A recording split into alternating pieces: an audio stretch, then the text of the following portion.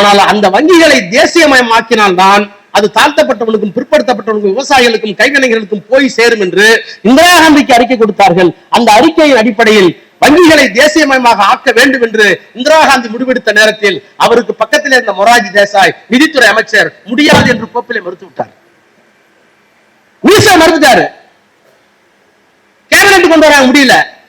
நாடாளுமன்றத்தில் விடுறாங்க, சட்டம் கொண்டு வந்து ஆதரவு இல்லை.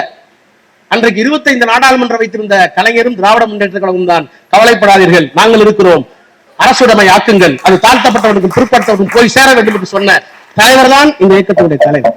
தமிழை காப்பாற்றினார், தமிழ் உணர்வை காப்பாற்றினார், தமிழுக்கு செம்மொழி உயரம் கொடுத்தார், அந்த தமிழை முன்னிறுத்தி இனத்தை காப்பாற்றினார், இனத்தால் தமிழ்நாட்டை காப்பாற்றினார், ஆட்சியால் தமிழகத்தை காப்பாற்றினார். அதற்கு பிறகு மத்திய அரசாங்கத்திற்கு போனார். மத்திய அரசாங்கத்திலிருந்து இந்தியாவினுடைய அரசியல் சட்டத்தை காப்பாற்றினார். இந்தியாவினுடைய அரசியல் சட்டத்தை காப்பாற்றக்கூடிய ஒரு மனிதர் 93 ஆண்டு காலம் இந்த மண்ணிலே வாழ்ந்தார் என்றால் இன்னும் 100 ஆண்டுகளுக்கு பிறகு இல்லை, அது கடவுளின் அவதாரம் என்று சொல்லக்கூடிய காலம் வந்தாலும் வரும். அவ்வளவு ஆற்றலை பெற்ற ஒரு மனிதர் இன்றைக்கு நாம் காப்பாற்றிக் கொண்டிருக்கிறோம் என்றால் அதற்கு காரணம் நம்முடைய மாண்புமிகு முத்துவேல் கருணாநிதி ஸ்டாலின் இந்த மகத்தான மனிதர் கலைஞரையும் அண்ணாவையும் பெரியாரையும் இன்னமும் விடாமல் பற்றிக் கொண்டிருக்கிற காரணத்தினால். டெல்லியிலே சிலை வைக்கவில்லை, ஆனால் டெல்லியிலே அவர் சிலையாக இருந்து கொண்டு குமரிமுனையிலே திருவள்ளுவர் காப்பாற்றுகிறார். கலைஞர் வச்ச திருவள்ளுவர் டெல்லியிலே கலைஞர் எல்லைச்சியாமையாக இருந்து கொண்டு தமிழ்நாட்டை காப்பாற்றிக் கொண்டிருக்கிறார். மனிதரை பார்ப்பதுதான் விந்தை அதிசயம். அந்த விந்தையை அதிசயத்தை நடத்தி கொண்டிருக்கின்ற நம்முடைய கௌரவ ராஜசேகர் அவர்களையும் அவருடைய சகோதரரையும் அவருடைய துணைவியார் குடும்பத்தாரையும் நான் திராவிட இயக்கத்தின் துணை பொதுச் செயலாளர் என்ற வகையில் நம்முடைய அன்பு தலைவர் திராவிட மாடல் ஆட்சியை நடத்தி கொண்டிருக்கின்ற மாண்புமிகு முத்துவேல் கருணாநிதி ஸ்டாலின் என்கின்ற அந்த மாமனிதரின் சார்பாகவும் நான் அவரை வாழ்த்த வணங்க கடமைப்பட்டிருக்கிறேன். 32 நூலில் எழுதியிருக்கிற ஆசிரியர் பெருமக்கள் அத்தனை பேர் வந்திருக்கிறீர்கள். தமிழுக்கு தொண்டு செய்வோம் சாவதில்லை என்று சொல்லுவார்கள். கலைஞரே ஒரு தமிழ், அந்த கலைஞருக்கு தொண்டு செய்த உங்களுக்கும் சாவில்லை என்பதில் எனக்கு நம்பிக்கை இருக்கிறது.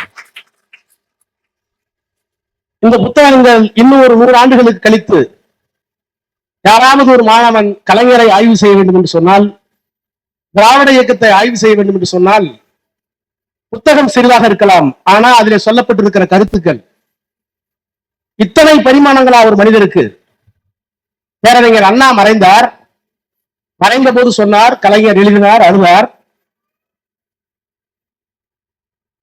நிழல் நீதான் என்று இருந்தோம், கடலத்திற்கும் நிழலிட போய்விட்டாயே, நீ கண்மூடி சிந்திக்கும் பேரழகை கண்டுள்ளேன் என்று மண்மூடி கொண்டுன்னை காணாமல் தடுப்பதென்ன கொடுமை, கொடுமைக்கு முடிவு கண்டாய், எமை கொடுமைக்கு ஆளாக்கி ஏன் சென்றாய், எதையும் தாங்கும் இதயம் வேண்டும் என்றாய், இதையும் தாங்க ஏதன்னா எமக்கு இதயம் என்று அழுதாரே கலைஞர். அந்த கலைஞர் அண்ணாவை பற்றி எழுதுகிற போது சொன்னார், யார் அண்ணா? இன்றைக்கு 32 எழுத்தாளர்கள் கலைஞர் எழுதியிருக்கிறோம். அன்றைக்கு கலைஞர் அண்ணாவை எப்படி பார்த்தார் என்றார், தலைவர் என்பார், தத்துவ மேதை என்பார், சொல்லாற்றல் சுவைமிக்க எழுத்தாற்றல் பெற்றார் என்பார், மனிதர் என்பார், மாணிக்கம் என்பார், மாநிலத்து அமைச்சர் என்பார், நடிகர் என்பார், நாடக வேந்தர் என்பார். அத்தனையும் தனித்தனியே சொல்வதற்கு நேரமற்றோர் நெஞ்சத்து அன்பாலே அண்ணா என்ற ஒரு சொல்லால் அழைத்திடவே அவர் என்னை பெயர் என்பது. அண்ணாவுக்கு இத்தனை பரிமாணங்கள். பெரியாரை அடையாளப்படுத்த வேண்டும் என்று சொன்னால் ஒரே வரி, மனிதனை நினை, கதையுள்ள மர, மானமும் அறிவும் மனிதருக்கு அழகு. மானமும் அறிவும் மனிதருக்கு அழகு என்பதற்காகவே ஒரு மனிதர் 90 வயதையும் தாண்டி இந்த மண்ணிலே வாழ்ந்தார் என்பதற்கு பெரியார் அடையாளம். அண்ணாவுக்கு இத்தனை அடையாளம். ஆனால் பெரியாரும் அண்ணாவும் உருவாக்கி இருக்கிற கருத்தாக்கம் இருக்கிறது. அந்த கருத்தாக்கம் இன்றைக்கு கலைஞராக அவர் இறந்ததற்கு பிறகு வாழ்ந்து கொண்டிருக்கிறார் என்பதற்கு அடையாளமாகத்தான் இந்த 32 நூல்களும் இந்த அரங்கிலே இன்றைக்கு வெளியிடப்படுகிறது. நான் கலைஞரோடு பழகி இருக்கிறேன், அவரோடு பயணித்திருக்கிறேன். அவருடைய கைகள் என்னுடைய தோளிலே விழுந்திருக்கிறது. ஆனால் அவர் மறைந்ததற்கு பிறகு மீண்டும் மீண்டும் அவரை படிக்கிறேன். அவரால் படித்த மாணவனாகிய நான் நாடாளுமன்றத்திலே பல்வேறு கேள்விகளை, சவால்களை எதிர்கொள்கிறேன். பல்வேறு அடக்குமுறைகள், இவற்றையெல்லாம் பார்த்ததற்கு பிறகு கலைஞர் என்ற மனிதனோடு உயிருள்ள ஒரு மனிதனோடு நான் வாழ்ந்ததாக கருதவில்லை. அது சாகா வரம் பெற்ற ஒரு கருத்து நிறுவனம். அது ஒரு கருத்தியல் நிறுவனம். கான்செப்ஷனல் இன்ஸ்டிடியூட் என்று சொல்வார்கள். தனிமனிதனை இழந்து விடலாம், ஆனால் தனிமனிதன் ஏற்படுத்தியிருக்கிற நிறுவனம் இருக்கிறது. இந்த நிறுவனம் எப்போதும் இருந்து கொண்டே இருக்கும், சவால்களை சந்தித்துக் கொண்டே இருக்கும். எனவே இன்றைக்கு கலைஞரை நாம் புகழ்வது என்பது வேறு. வெவ்வேறு பரிமாணங்களிலே கலைஞரை பாராட்டி இருக்கிறார்கள். மொழியை பற்றி சொல்ல வேண்டுமானால் அவர் சொல்லலாம். இரட்டை வரியில் சொல்லணும்னா கலைஞர் செய்திருக்கிற மிகப்பெரிய சாதனை மொழியை முன்னிறுத்தி இனத்தை காப்பது, இனத்தை முன்னிறுத்தி மொழியை மீட்பது. இது ரெண்டுதான் அடையாளம். மொழியை முன்னிறுத்தி இது தமிழ் இனம் செய்தார் கலைஞர். இனத்தை முன்னிறுத்தி மொழியை மறக்காது மீட்டெடுப்பதற்காக இந்திய எதிர்ப்பு போராட்டம். இந்த இரண்டும் தான் அவருடைய அடையாளம். இங்க லெனின் பேசுகிற போது சொன்னார், வந்திருக்கின்ற எல்லோரும் சிந்திக்கக்கூடியவர்கள், லெனின் பேசுகிற போது சொன்னார் திராவிட இயக்கத்திற்கு மட்டும்தான் முடிவில்லைன்னு சொன்னார். ஏன் முடிவில்லை திராவிடத்துக்கு மட்டும்தான்? திராவிடத்திற்கு முடிவில் என்பதற்கு காரணம், இந்த மனித சமூகத்தில் எதுவரை ஏற்றத்தாழ்வும் சுரண்டலும் இருக்கிறதோ அதுவரை இந்த இயக்கம் தேவைப்படும். அந்த தத்துவத்தை கொடுத்த இயக்கம் திராவிட இயக்கம். எத்தனையோ இயக்கங்கள் இருக்கலாம், ஆனால் இந்த இயக்கம் ஒன்றுதான் மானுடத்தை போற்றுகின்ற இயக்கம். எதுவரை சாதி இருக்கிறதோ, எதுவரை மத ஏற்றத்தாழ்வு இருக்கிறதோ, எதுவரை பாலின ஏற்றத்தாழ்வு இருக்கிறதோ, ஏன் ஒரு மொழி மீது இன்னொரு மொழி ஆதிக்கம் செலுத்தினால் கூட அதையும் தடுக்கக்கூடிய வல்லமை இந்த கருத்தியலுக்கு தான் இருக்கிறது என்பதற்காக தான். பெரியாரும் அண்ணாவும் எங்கே வேறுபட்டார்கள்? நான் கலைஞரோடு போவேன், அண்ணாவை பார்த்தது இல்லை. ஏன்னா நான் பிறந்தது 1964. அண்ணா இறக்கும் போது 4 வயசா இருந்தது, அவ்வளவுதான், 3 வயசா இருந்திருக்கும். ஆனா கலைஞரோடு கார்ல போகிற போது கோபாலபுரத்தில் ஏறணும்னு சொல்லுவார். செக்யூரிட்டி கேட்பாங்க, ஐயா எந்த வழின்னு. ரொம்ப காரசாரமான விவாதம் சட்டமன்றத்தில் நடந்தா இன்றைக்கு எதிர்கட்சிகள் பிரச்சனை கிளப்புகிறார்கள், பெரியார் வழியில் போ. இன்னைக்கு அமைதியா நடக்கும், எல்லாம் பாராட்டுவதுன்னா அண்ணா வழியில் போம்பார். என்ன வித்தியாசம் இல்லை, அண்ணா செலவழியாவும் போகலாம் செக்ரட்டரியேட்டுக்கு, பெரியார் செலவழியாவும் போலாம். அப்புறம் சொல்லுவார், ஆட்சி போயிடுச்சுன்னு வச்சுங்க, ஆட்சி போயிடுச்சுன்னா எப்பவுமே ஆட்சி இருக்கும்போது அண்ணா வழியா போலாம், ஆட்சி இல்ல எதிர்நீச்சல் போடணும், பெரியார் வழியா போம்பார். ஆட்சியில் இருந்தால் அண்ணா வழி, ஆட்சியில் இல்லாவிட்டால் பெரியார் வழி. இந்த வழிகளுக்கெல்லாம் என்ன காரணம்? முதல்ல நம்ம அடையாளத்தை நம்ம தெரிஞ்சுக்கிறதுக்காக கலைஞரை பற்றி பேசுவோம்.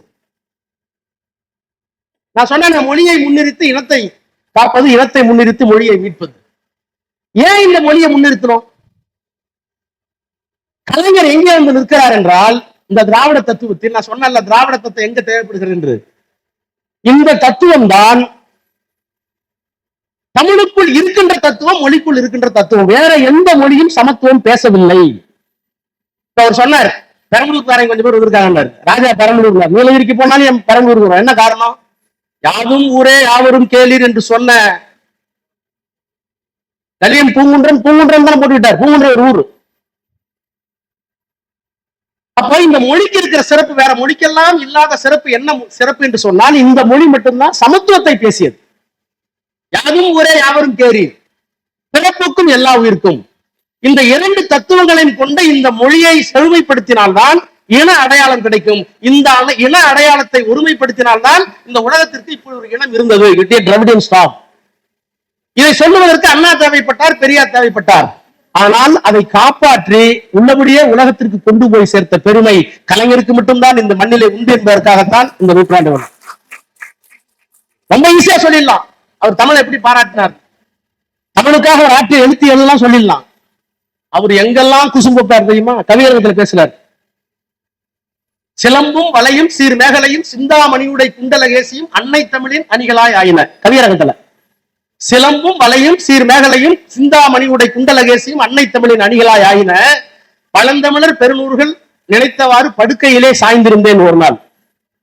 இந்த பழந்தமிழர் நூலாக நினைச்சுக்கிட்டு அப்படியே படுக்கையில சாய்ந்திருந்தான். சார்ந்திருந்தேன் ஒரு நாள். பக்கமது நெருக்கமாக ஒருத்தி வந்து தழுவி கொண்டான். தள்ளிவிட மனமில்லை தழுவட்டும் என்றிருந்தேன். இவர் மற்றொருத்தி வந்தால் அவள் இதைவிட அழகி. இன்னொருத்தி வந்தாலாம். கேட்கிறாரு, என்ன இது? இருமங்கை ஒரு கொடுக்க எனக்கேற்பீர் பொறுத்திடுக. முதலில் வந்தவள் பேர் தூக்கம். அந்த தூக்கத்திலே நான் கண்ட கனவெல்லாம் தமிழின் காட்சி, தமிழின் மாட்சி. எங்க போனாலும் தமிழை விட மாட்டார். அதனாலதான் சங்கத்தமிழ் எழுதுகிற போது சொன்னா, ஏன் சங்கத்தமிழ் எழுதுன்னு கேட்டாங்க. கரடுமுரடாக இருக்கிற தமிழை கொண்டு போய் சேர்க்க வேண்டும். போருக்கு போகிற போது எங்கம்மா அவங்க மகன் கேட்டா அந்த மகன் எங்க இருந்தாலும் தெரியாது, அந்த மகன் இருந்த வயிறு இதுதான், அந்த புலி இருந்த குகை இதுதான். இதை தமிழ்நாட்டார் சொல்லி கொடுக்கறதுக்குள்ள அவருக்கு வேர்த்து, கேட்கிற எங்களுக்கு வேர்த்து.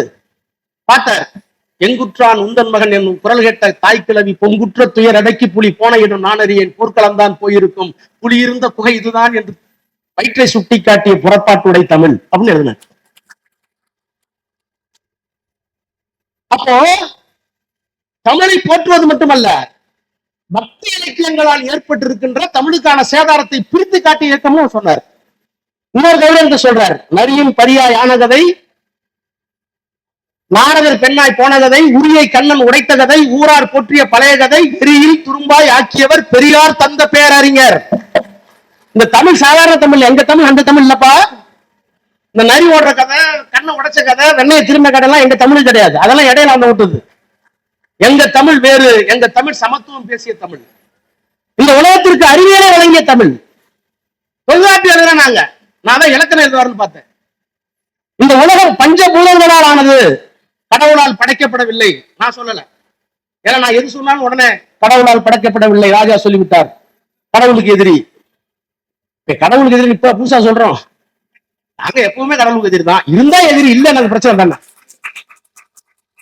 அப்போ 2000 3000 ஆண்டுகளுக்கு முன்னால் இந்த உலகத்தை எப்படி படைக்கப்பட்டிருக்கிறது என்றால் பஞ்சபூதங்களால் படைக்கப்பட்டிருக்கிறது. நிலம், தீ, நீர், வலி, விசும்பு ஐந்தோடு கலந்த மயக்கம் இவ்வுலகம். 3000 வருஷத்துக்கு முன்னாடிங்க. பைபிள் உலகம் எப்படி தோன்றியது ஒரு கதை இருக்கு. இஸ்லாம் உலகத்தை எப்படி பார்க்கிறது இருக்கு. இந்து மதத்துக்கு சொல்லவே வேண்டியதில்லை. பாயா சுருட்டி வச்சு அதை போய் ஒருத்தர் எடுத்து, அதை எடுக்கும்போது ஒரு பண்ணிக்கு காதல் வந்து, அந்த காதல்ல ஒருத்தன் பிறந்து, அதை ஒருத்தன் எரிக்க வந்து, அதுக்கு இப்ப நாங்க தீபாவளிக்கு மத்தம் ஊத்திட்டு இருக்கோம். இதெல்லாம் வெவ்வேறு கதை. இந்த மண்ணிலே இருக்கிற மதங்கள், இந்த உலகம் எப்படி சிருஷிக்கப்பட்டது என்பதற்கு பல்வேறு கதைகள் சொல்லப்பட்ட காலத்தில் 3000 ஆண்டுகளுக்கு முன்னால் ஒரு மொழியின் பாட்டன் சொன்னான், நிலம், தீ, நீர், வலி, விசும்பு ஐந்தோடு கலந்த மயக்கம் உலகம். சேர்ந்தது கூட சொல்ல, மயக்கம் என்ன தெரியுமா? மெட்டபாலிக்கல் சேஞ்ச். ஒரு கலப்பு நடந்திருக்கு இந்த உலகத்துல. இத்தனை பஞ்சபூதங்களும் சேர்ந்துதான். எனக்கு முன்னாடி இந்த டெஸ்க் இருக்கு, இந்த மைக் இருக்குன்னா இது மேல வந்துடல. இதற்காக இந்த எறும்பு எங்கேயோ எட்டப்பட்டு இருக்கிறது. அதுதான் பின்னாடி சொன்னாங்க. அவர் 3000 ஆண்டுகளுக்கு முன்னால் சொன்னதை பின்னாடி சொன்னாங்க. இந்த தியாகராயன் கட்டி இருக்கிறோம், டி நகர் வெயிட் ஏறி போச்சா? இல்ல புதுசா ஒரு 16000 மாடி கட்டி இருக்கிறோம், டி நகர் எடை கூட வந்துருமா? இல்ல, இதற்காக பொன்னேரியில எங்கேயோ செங்கல் எடுத்திருப்போம். இங்க கட்டப்பட்டிருக்கிற மரம் இருக்குல்ல, இந்த மரம் கொடைக்கானல்ல இருந்து எங்கேயோ வந்திருக்கும். அப்ப எங்கோ இருந்து ஒரு மரம், எங்கோ இருந்து ஒரு மண், எங்கோ இருந்து ஒரு இரும்பு, இவையெல்லாம் சேர்ந்துதான் இந்த அரங்கத்தில் இருக்கிறது. அப்ப இந்த உலகத்துல எது புதுசா வந்துடல. Weight of the universe is constant. எப்ப சொன்னா? சும்மா 100 வருஷத்துக்கு முன்னாடி நியூட்டன். அதுக்கு நோபல் பரிசு வேற.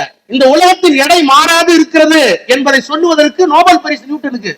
ஆனால் அதையே 3000 ஆண்டுகளுக்கு முன்னால் இந்த உலகம் பஞ்சபூதங்களால் ஆனது, புதிதாக எது வந்துவிடவில்லை, இதுதான் உலகத்தினுடைய எடை, எப்போதும் மாறாது என்று சொல்லுவதற்கு ஒரு தொல்காப்பியம் தேவைப்பட்டது. அந்த தொல்காப்பியம் பண்டிதர்களால் சிறை வைக்கப்பட்ட நேரத்தில் அதை கண்டுபிடித்து கொண்டு வந்து காவல் நிலையமாய் உங்கள் கரங்களில் திரித்தவர் கலைஞர். அதுக்காக இருக்குது. அப்போ வெறும் மொழி மட்டும் இல்ல, என் மொழி பெருசு என் மொழி பெருசா சொல்லக்கூடாது. இந்த மொழியில் அறிவியல் இருந்தது, இந்த மொழியில் சமத்துவம் இருந்தது. இன்னொரு தடவை கலைஞர் சொன்னார், என்ன கேட்டார், பக்தி இலக்கியம் படிப்பியான்னு கேட்டார். ஏன்னா 2 பாட்டு சொல்லி தொலைச்சிட்டேன் அவர் வச்சுக்கிட்டு. நான் பேசாம திருவாசல் 2 பாட்டு சொல்லிவிட்டேன். விமர்சிக்கிறதுக்காக படிக்கணும்ல, இப்ப ரொம்ப கடவுள் எல்லாம் படிக்கிறேன்னு கேட்டார். இல்லன்னு அவர் சொன்னாரு, பெரிய புராணத்தில் தடுத்தாட்கொண்ட புராணம் ஒன்று படிச்சிருக்கான்னு கேட்டார். நீ வக்கீல் தானே கேட்டார். படிச்சிருக்கேன், கொஞ்சம் படிச்சிருக்கேன். அந்த சுந்தரர் ஒருத்தர், அந்த சுந்தரர் யாருன்னா மேலிருந்து அனுப்பப்பட்டவர் சிவபெருமானால. என்னன்னா நீ கல்யாணம் பண்ணி கூடாது, வந்துடணும். இவருக்கு தெரியல சுந்தருக்கு மனித பிறப்பு எடுத்து இருப்பாரு. போகிறார், அதை தடுக்கணும். தடுக்கிறதுக்கு சிவபெருமான் போறாரு ரூபத்துல.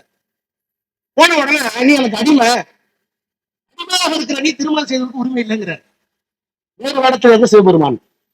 சுந்தரர் கேட்கிறார், நான் இப்படி அடிமை இல்ல, நீ எழுதி கொடுத்திருக்க சாசனம் அப்படிங்கிறார். ஆனா இல்ல, உங்க முன்னோர்கள் எழுதி கொடுத்திருக்காங்க. அப்ப சுந்தரர் கேட்கிறார், நான் அடிமை என்பதை நீ எப்படி விளக்க வேண்டும் என்று சொன்னால், ஆட்சியில் ஆவணத்தில் அன்றி காட்சியில் காட்டுவாய்.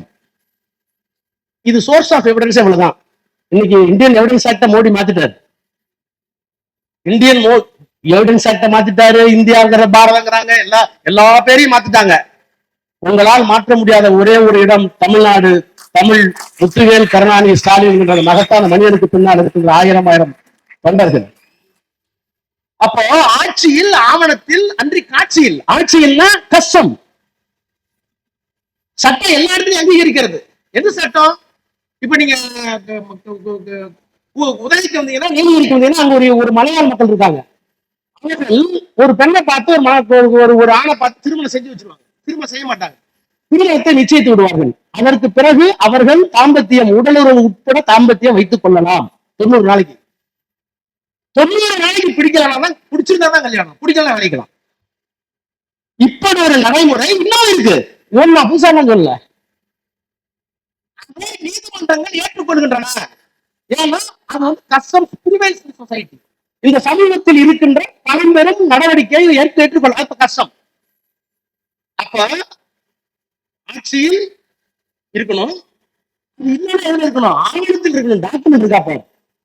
அப்படி இல்லைன்னா ஆட்சியில் ஆவணத்தில் அன்றி காட்சியில். காட்சினா சாட்சி. ஆமா நான் பார்த்தேன் கொலை பண்ணா அப்படின்னு சொல்லு. இவ்வளவுக்கும் பிறகு சோர்ஸ் ஆஃப் எவிடன்ஸ் இப்ப இந்தியன் தான். ஒண்ணு மரபா இருக்கணும், இல்லைன்னா பார்த்திருக்கணும், இல்லைன்னா டாக்குமெண்ட் இருக்கணும். இந்த 3 எவிடன்ஸையும் அப்பவே பெரிய புராணத்துல சொல்லியிருக்காங்க. நீ வக்கீல் தானே படிச்சான்னு என்ன கேட்டார் கலைஞர். அப்ப எவ்வளவு பெரிய பறந்துபட்ட அறிவு. நான் சொல்றேன் உங்களுக்கு, நமக்குலாம் அவருடைய அருமை தெரியல. வெறும் 8ஆம் வகுப்பு மட்டுமே படித்த ஒரு மனிதர் இவ்வளவு இலக்கியங்களை படித்து ஒரு நாட்டினுடைய முதலமைச்சராக ஆகி இந்தியாவில் இருக்கின்ற மிகப்பெரிய தலைவர்களோடு அளவலாவி இந்தியாவினுடைய ஜனநாயகத்தை காப்பாற்றி இந்தியாவினுடைய அரசியல் சட்டத்தையும் காப்பாற்றி மானுடப்பட்டு கொண்ட ஒரு மனிதர் 93 வயதிலே வாழ்ந்தார் என்பதை எதிர்காலம் நம்புமா என்கின்ற பயம் எனக்கு இருக்கிறது. ஏன்னா அவங்களுடைய ஓரவள உயர்வு. நீ இப்ப சொன்னீங்களே, ஒன்னா சொல்லிட்டு வந்தீங்களே, கோவிசல்யா சொன்னார் ஒரு தர்க ஆற்றலை பார்த்துட்டு. சாதாரணமா சொல்றாரு, அவரு சாதாரணமா சொல்லுவார்.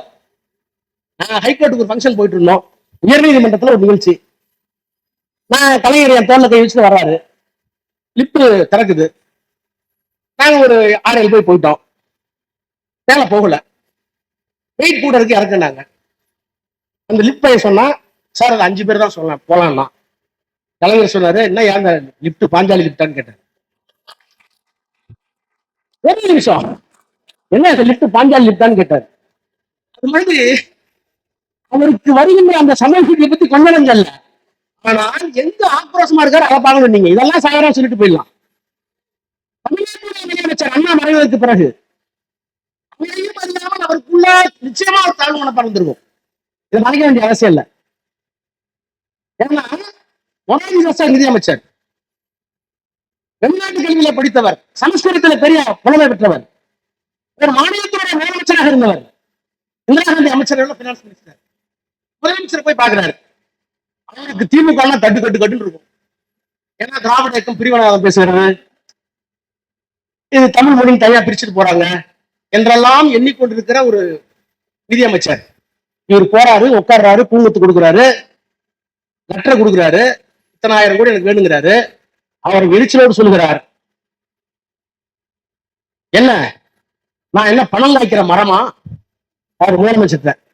அடுத்த செகண்ட், நீ யாரவனாலும் இருக்கு, நான் கலைஞரோட அண்ணாவினுடைய தம்பி பெரியாரினுடைய பிள்ளை பார்ப்பு. அடுத்த ஒரு செகண்ட், பணம் காய்க்கிற மரம் தான் நான் ஏன் ஒன்ட்ட வரேன். அப்படி இருந்துச்சு. பஞ்சாயத்து இந்திரா வந்துட்டு போச்சு, பணம் கரெக்டா வந்துருச்சு. இந்த ஆளுமையை நீங்க எப்படி வேணாலும் பார்க்கலாம். ஆனால் அதையெல்லாம் தாண்டி அவர் எங்கே இன்றைக்கு உயரத்தில் நிற்கிறார் என்றால் நான் ஒண்ணு சொல்லுவேன், தமிழ்நாட்டு செஞ்சாரு, இந்தியாவில் செஞ்சாரு. நான் பல தடவை சொல்றேன், இந்தியாவுடைய அரசியல் சட்டத்தில் இருக்கின்ற அனைத்து இன்றைக்கு ஆபத்தில் இருக்கின்ற எல்லா தரங்களையும் காப்பாற்றிய ஒரு மனிதர் கலைஞர். இந்தியர்களாகிய நாம், இந்திய மக்களாகிய நாம், இந்திய அரசியல் சட்டம், எங்களுக்கான அரசியல் சட்டத்தை எப்படி எழுதியிருக்கிறோம் என்றால், இது இறையாண்மை உள்ள ஒரு குடியரசு. வெறும் இறையாண்மை உள்ள ஒரு குடியரசு அல்ல, இது ஜனநாயக குடியரசு, இது ஒரு சமதர்ம குடியரசு, இது ஒரு மதச்சார்பற்ற குடியரசு. ஆங்கிலத்தில் சொல்வதாக இருந்தால், we the people of India having solemnly resolved to constitute India sovereign, secular, socialistic, sovereign republic. அப்ப இந்தியாவினுடைய அரசியல் சட்டத்தினுடைய முகவரி இது ஒரு இறையாண்மைக்கு உள்ள நாடு. அந்த இறையாண்மை சாவரின் என்ன, நம்ம நிலப்பரப்பை பாதுகாப்பா வச்சுக்கணும். எதுவரை ஒரு மொழி நீள்கிறதோ அதுவரை உன் நாடுனாங்க. அப்ப இந்த இறையாண்மைக்கு பாகிஸ்தான் மூலமா பாதுகாப்பு படையெடுப்பு வந்தது. இறையாண்மைக்கு சைனா வந்தது, அண்ணா இருந்தார். ஆனால் 1970களில் இறையாண்மைக்கு, இந்தியாவினுடைய இறையாண்மைக்கு ஆபத்து வந்த போது தமிழ்நாடு கேட்ட இயக்கத்திலிருந்து போன கலைஞர் தான், திராவிட நாடு கேட்ட இயக்கத்திலிருந்து போன கலைஞர் தான், பிரிவினைவாதத்தை முன்வைத்த கலைஞர் தான், அந்த இயக்கத்தினுடைய தலைவராக இருந்தவர் தான். இறையாண்மை காப்பாற்றப்பட வேண்டும், இந்தியா காப்பாற்றப்பட வேண்டும் என்பதற்காக 1971 6 கோடி ரூபாய் அள்ளி தந்த ஒரே முதலமைச்சர் கலைஞர். வேற எந்த முதலமைச்சரும் கொடுக்கல. இந்த பாரத மாதாக்கு ஜி எல்லாம் இருக்கல, அதெல்லாம் அன்னைக்கும் தரல, இன்னைக்கு ஜி இவனும் தரல. நாங்கள் பிரிவினை கேட்டோம், அதற்கான நியாயம் இருந்தது. ஆனால் இந்தியாவுடைய ஒருமைப்பாட்டை ஒப்புக்கொண்டதற்கு பிறகு துரோகம் பண்ண மாட்டோம் 6 கோடி கொடுத்தார். அப்ப சாவரின் பவர் காப்பாற்றுவது கலைஞர். டெமோக்ரஸிக்கு ஆபத்து வந்து இந்திரா காந்தியால். இப்ப கூட நான் பேசினேன், என்ன குறுக்கிட்டாங்க. நான் இந்தியாவுடைய அரசியல் சட்டத்துக்கு ஆபத்து வந்துருச்சு, செக்குலருக்கு ஆபத்து வந்துருச்சு, ஒரு பாசிஸ்ட் ஆட்சி நடக்குதுன்னு நாடாளுமன்றத்தில் பேசிட்டு இருக்கும்போது இந்தியாவுடைய வனத்துறை அமைச்சர் பூபேந்தர் சிங் குறுக்கிட்டார். விசாவை மறந்துட்டீங்களா, ராகுல் காந்தி முன்னாடி உட்கார்ந்துருக்காரு. நான் பேசுறது அப்படியே இருக்கு. ஆமா, ஜனநாயக படுகொலை நடந்தது உண்மைதான். ஆனால் அந்த ஜனநாயக படுகொலை இந்தியாவினுடைய அரசியல் சட்டத்தினுடைய தன்மையை, அடிப்படையை மாற்றவில்லை. ஜனநாயகத்தின் மீது தாக்குதல் தொடுக்கப்பட்டது. பத்திரிகை சுதந்திரம் இல்ல, தனிமனித சுதந்திரம் இல்ல, எழுத்து சுதந்திரம் இல்ல, எல்லா சுதந்திரம் இல்ல. யாருக்காக? ஒற்றை மனிதர் இந்திரா காந்திக்காக. அந்த அம்மையார் மீண்டும் எங்கள் நாட்டுக்கு இந்தியாவிற்கு, தமிழ்நாட்டுக்கு பொது மன்னிப்பு கேட்டதற்கு பிறகு மக்கள் அங்கீகரித்து மீண்டும் முதலமைச்சராக வந்தார் அவர். ஒரு மனிதன் மன்னிப்பு கேட்டு அந்த மன்னிப்பை இந்த நாடு ஏற்றுக்கொண்டதற்கு பிறகு மீண்டும் அதே மன்னிப்போடு சூட்டிக் கொண்டால் அந்த குற்றம் அதோட போச்சு. ஆனா மோடிக்கு என்ன தண்டனை கிடையாது தெரியுமான்னு கேட்டேன். மோடி மன்னிப்பு கேட்க தயாரான்னு கேட்டேன். அந்த மாதிரி மன்னிப்பு கேட்டாங்கல்ல. மோதிலால் நேருடைய பேத்தி, 9 ஆண்டு நேரம் சிறையில இருந்த நேரு, சுதந்திரத்துக்காக சிறையில இருந்த நேருடைய மகள். நேரு திட்டம் என்று ஆங்கில வெள்ளைக்காரர்களுக்கு திட்டத்தை தயாரித்து கொடுத்தாரு மோதிலால் நேரு, அவருடைய பேத்தி. இன்னும் சொல்ல போனா நேரு கடிதம் எழுதுகிறார். நேரு கடிதத்தை படிச்சு பாருங்க. இந்திரா காந்தி எழுதுகிறார். இந்திரா காந்தி வயசு 6 or 7. அன்பு மகளே, நான் நைனிடால் சிறையில் இருக்கிறேன். உன் தாத்தா பீகார் சிறையில் இருக்கிறார்.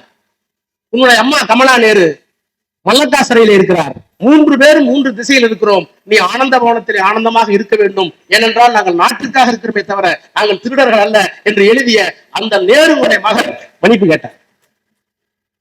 கேட்க வச்சது கலைஞர், கேட்க வச்ச ஏக்கம் கேட்டார். அப்ப இந்தியாவுடைய அரசியல் சட்டத்துடைய இறையாண்மையை காப்பாற்றியவர் கலைஞர். ஜனநாயகத்திற்கு ஊர் வந்த போது அதை எதிர்த்து நின்று விசாரணை கொடுமையை எதிர்த்து ஆட்சியை கலைத்து அந்த இந்திரா காந்தி அம்மையார் திருத்தி ஜனநாயகத்தை மீண்டும் கொண்டு வந்தவர் கலைஞர். மதச்சார்பின்மைக்கு ஆபத்து வந்தது. எங்க சொன்னாங்களே, அரசாங்கம் அமைஞ்ச உடனே ஐயோ போச்சுன்னாங்க. ஆசிரியர்களை விமர்சித்தார். விடிய அவ்வளவு கட்ட வரும். நாங்க பிஜேபியில் இருக்கும்போது மினிஸ்டர் ஸ்டேட் ஹெல்த், விடுதலையை தொடர்ந்தா எனக்கே பயமா இருக்கும். அதுக்காகவே கலைஞரை மறைச்சு வச்சிருவோம்.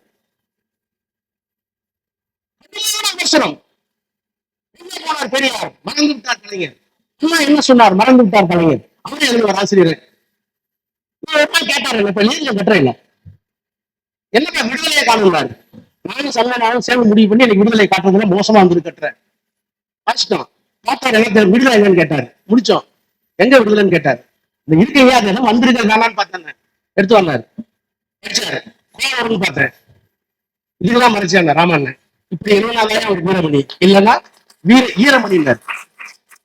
விடுதலையில் இப்படி வந்தால்தான் அவர் வீரமணி, இல்லை என்றால் அவர் ஈரமணி சொல்லிட்டு சொன்னாரு. அரசியலுக்காக சில நேரங்களில் நாம் கூட்டணி சேருவோம்.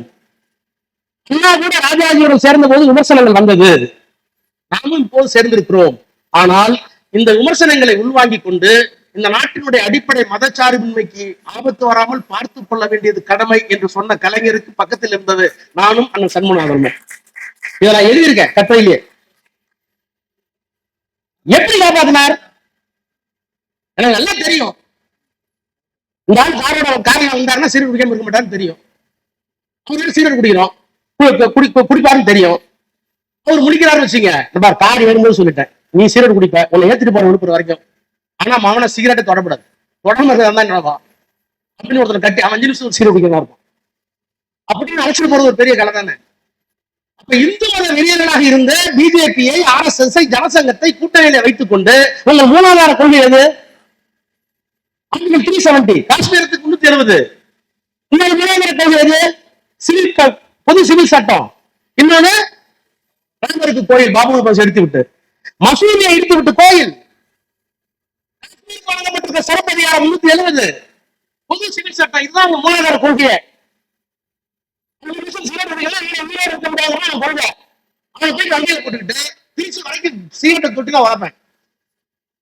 மாதிரி எங்க ஆட்சியர் வரைக்கும் இந்த மூணுலையும் கை வச்சுன்னா தொலைச்சு கூட தொலைச்சு எழுதி போயிட்டு இயக்கம் திராவிட முன்னேற்ற கழகம் தலைவர். மதச்சார்பின்மை, இறையாண்மை, ஜனநாயகம், ஏன் நேஷனலைசேஷன் ஆஃப் பேங்க்ஸ். நான் முதல்ல வக்கீலா இருந்த நிரந்தர அண்டத்தில் சொல்றேன், பெரம்பலூர்ல வந்திருக்காங்க. முதல்ல வக்கீலாகி கனரா பேங்க் வக்கீலான. அதுவும் எப்படி ஆகும்னா, கனரா பேங்க் எதிர்த்து வழக்கு நடத்தி நான் ஜெயிச்சிட்டேன். பேங்க் பயந்துருச்சு. சரி, பயந்து என்ன பண்ணுவாங்க? கம்யூனிட்டி உள்ள போட்டுருக்காங்க சார். அதனால என்ன உள்ள போட்டாங்க பேங்க்ல. அப்பெல்லாம் பேங்க்ல வந்து அந்த வயசுல இந்த சாதியில கனரா பேங்க் வக்கீலா போறதுக்கு தான் பெரிய காரியம். ஆமா, அந்த உடனே செக் புக்கே கொடுத்தாங்க. நான் சொல்றேன், எங்க வீட்டுல IAS, IPS எல்லாம் என்ன இருந்தாங்க. நான் சொல்றது 1989 முதல்ல செக் புக் என் பேர்ல வாங்கின உடனே எங்க அம்மா அதை கொண்டு போய் பூஜை ரூம்ல வச்சு என் மகனுக்கு செக் புக்கா வந்துச்சுன்னு கும்பிட்டாங்க. 89 இன்னைக்கு என் பொண்ணு இருக்கு. ஏமா பணங்களை வேணுமா? இல்ல, every thing is in phone. அப்படியே அடிக்கிறாங்க, டிக்கெட் வருது, அப்படியே போறாங்க, ட்ரெயின் பறக்குது. ஆனா அன்னைக்கு இந்த பேங்க பணம் கொடுத்தாங்க, கடன் கொடுத்தாங்க, கொடுத்தாங்க. தாழ்த்தப்பட்டவன், பிற்படுத்தப்பட்டவன் போய் நிக்க கூட முடியாது. உங்களுக்கு என்ன கேட்டு இருக்கா? சரி கொடு. அந்த அளவுக்கு பொருளாதாரம் இல்லையே. அப்புறம் இவங்க பரவாயில்ல, வங்கிகள் துவங்கினார்கள் இல்லை. ஆனால் அந்த வங்கிகளை தேசியமயமாக்கினால்தான் அது தாழ்த்தப்பட்டவனுக்கும், பிற்படுத்தப்பட்டவனுக்கும், விவசாயிகளுக்கும், கைவினைஞர்களுக்கும் போய் சேரும் என்று இந்திரா காந்திக்கு அறிக்கை கொடுத்தார்கள். அந்த அறிக்கையின் அடிப்படையில் வங்கிகளை தேசியமயமாக ஆக்க வேண்டும் என்று இந்திரா காந்தி முடிவெடுத்த நேரத்தில் அவருக்கு பக்கத்தில் இருந்த மொராஜி தேசாய், நிதித்துறை அமைச்சர், முடியாது என்று கோப்பிலே மறுத்து விட்டார். மறுத்துட்டாரு. கேபினெட் கொண்டு வராங்க, முடியல. நாடாளுமன்றத்தில் விடுறாங்க, சட்டம் கொண்டு வந்து ஆதரவு இல்லை. அன்றைக்கு 25 நாடாளுமன்றம் வைத்திருந்த கலைஞரும் திராவிட முன்னேற்ற கழகம் தான், கவலைப்படாதீர்கள், நாங்கள் இருக்கிறோம், அரசுடைமை ஆக்குங்கள், அது தாழ்த்தப்பட்டவனுக்கும் பிற்படுத்தவனுக்கும் போய் சேர வேண்டும் என்று சொன்ன தலைவர் தான் இந்த இயக்கத்தினுடைய தலைவர். அப்ப அரசியல் சட்டத்தில் இறையாண்மையை காப்பாற்றியவர், மதச்சார்பினை காப்பாற்றியவர், ஜனநாயகத்தை காப்பாற்றியவர், சமதர்மத்தை காப்பாற்றியவர். இப்போ தமிழை காப்பாற்றினார், தமிழ் உணர்வை காப்பாற்றினார், தமிழுக்கு செம்மொழி உயரம் கொடுத்தார், அந்த தமிழை முன்னிறுத்தி இனத்தை காப்பாற்றினார், இனத்தால் தமிழ்நாட்டை காப்பாற்றினார், ஆட்சியால் தமிழகத்தை காப்பாற்றினார். அதற்கு பிறகு மத்திய அரசாங்கத்திற்கு போனார், மத்திய அரசாங்கத்திலிருந்து இந்தியாவினுடைய அரசியல் சட்டத்தை காப்பாற்றினார்.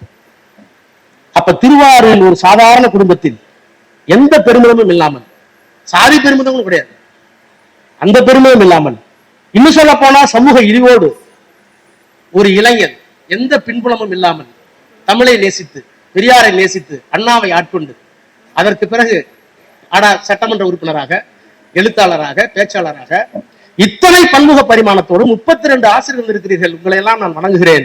அந்த பரிமாணங்கள் எல்லாம் நீங்கள் படம் பிடித்திருக்கிறீர்கள். இவளையெல்லாம் பெற்றதற்கு பிறகு அந்த தமிழால் இந்த உலகத்திற்கு சொல்ல வேண்டிய செய்திகள் நிறைய இருக்கிறது என்று அதற்கு ஒரு மாநாடு நடத்தி, பிறப்புக்கும் எல்லா உயிர்க்கும் இதுதான் எங்கள் கொள்கை என்று சொல்ல வைத்து, அதற்கு பிறகு ஆட்சி பொறுப்பிற்கு வந்து ஆட்சி அதிகாரத்தில் மட்டுமல்ல, இந்தியாவினுடைய அரசியல் சட்டத்தை காப்பாற்றக்கூடிய ஒரு மனிதர் 93 ஆண்டு காலம் இந்த மண்ணிலே வாழ்ந்தார் என்றால், இன்னும் 100 ஆண்டுகளுக்கு பிறகு இல்லை, அது கடவுளின் அவதாரம் என்று சொல்லக்கூடிய காலம் வந்தாலும் வரும். அவ்வளவு ஆற்றலை பெற்ற ஒரு மனிதர். அவர் மறைந்து விட்டார். நாடாளுமன்றத்தில் நாங்கள் இருக்கிறோம். ஒன்றை சொல்லி முடிக்கிறேன்.